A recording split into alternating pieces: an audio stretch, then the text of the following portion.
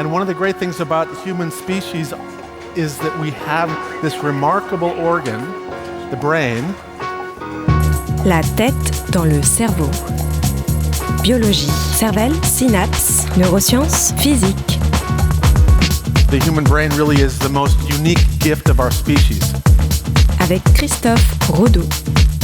Le hoquet, ce phénomène pas très agréable, pourrait en réalité se révéler extrêmement important pour le développement du cerveau. La tête dans le cerveau.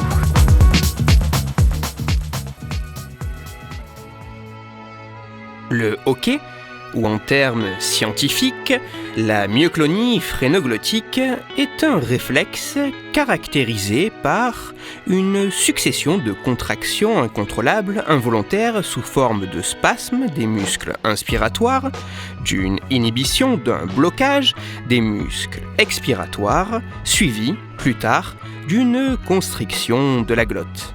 Ainsi, l'arrivée de l'air est freinée et a du mal à pénétrer dans la trachée et les poumons, ce qui provoque un certain inconfort et une vibration des cordes vocales, le fameux « Même si les formes et les causes de ce phénomène restent encore à mieux comprendre, il semblerait que le hoquet se manifeste très tôt au cours de notre existence, avant même notre naissance.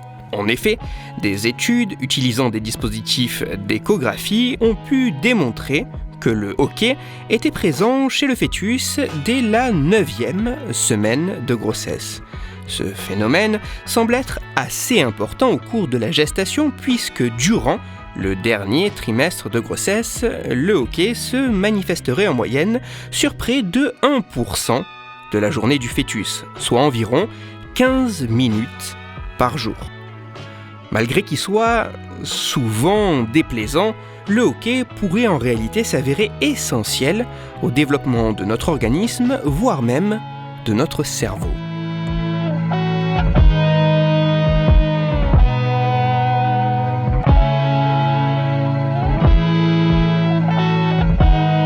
Afin d'essayer d'un peu mieux comprendre ce qu'il se passe dans le cerveau des nouveau-nés qui ont le hoquet et quel pourrait en être l'impact, des chercheurs anglais de l'University College London se sont intéressés à plusieurs centaines de tout jeunes bébés. Au total, les scientifiques ont placé des électrodes d'enregistrement électroencéphalographique à la surface du cuir chevelu de plus de 200 bébés en espérant qu'ils auraient un hoquet. Mais ce ne sont que 13 nouveau-nés qui ont finalement manifesté ce phénomène pendant l'expérience des chercheurs. Les surprenants résultats de leurs travaux ont été publiés en octobre dernier dans le journal scientifique Clinical Neurophysiology.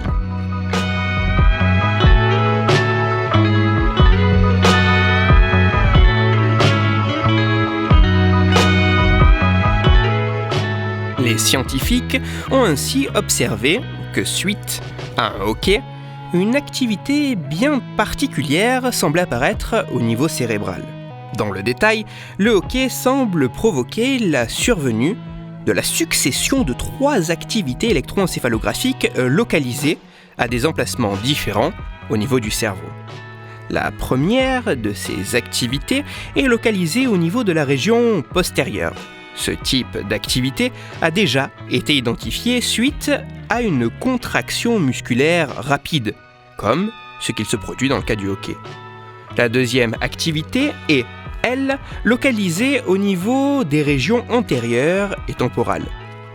Cette activité a notamment auparavant été mise en lumière lors d'une stimulation du visage, ce qui semble effectivement le cas suite à un hoquet.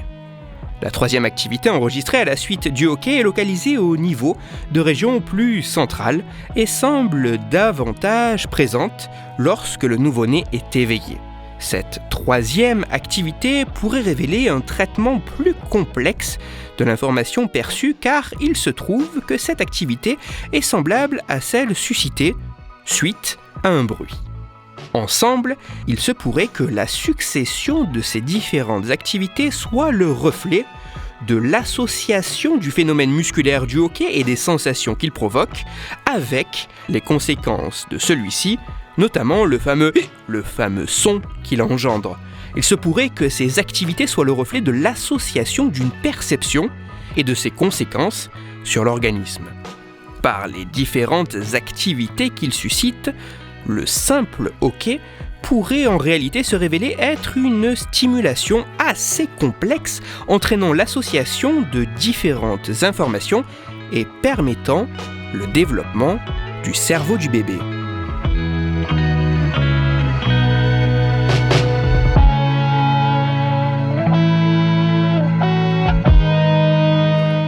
Si les mouvements effectués dans le ventre maternel semblent participer au développement cérébral de la représentation du corps du bébé, le hockey pourrait permettre au fœtus et au nouveau-né de se construire une représentation non plus de l'extérieur, mais de l'intérieur de son propre corps.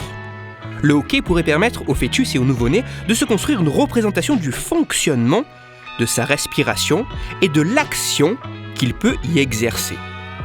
Même si plus tard, dans la vie, le hockey pourrait jouer d'autres rôles, il semble que dans les premiers instants de notre vie, ce simple phénomène, que l'on considère comme gênant, puisse se révéler essentiel au développement de notre cerveau.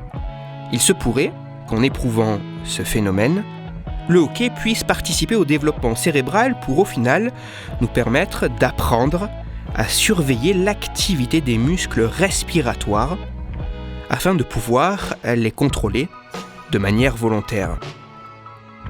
Si nous sommes capables de stopper notre respiration ou au contraire de l'accélérer de manière totalement volontaire, cela pourrait être, au moins en partie, grâce au hockey. Toutes les références de ma chronique se trouveront sur mon site, Cerveau en argot. Pour approfondir la chronique d'aujourd'hui, je vous renvoie vers le communiqué de presse décrivant cette étude. Ce communiqué, malheureusement en anglais, a la richesse de comporter les commentaires des auteurs derrière ces travaux. Il est disponible sur Internet et a pour titre « Newborn Baby Hiccups Could Be Key to Brain Development ». Il est écrit par l'University College London et il est à lire sur le site ucl.ac.uk. Bien que très intéressants, ces résultats devront être retrouvés par d'autres chercheurs dans d'autres laboratoires afin de consolider les conclusions de cette étude et notamment d'inscrire le hockey comme un phénomène essentiel dans le développement cérébral des fœtus et des nouveau-nés.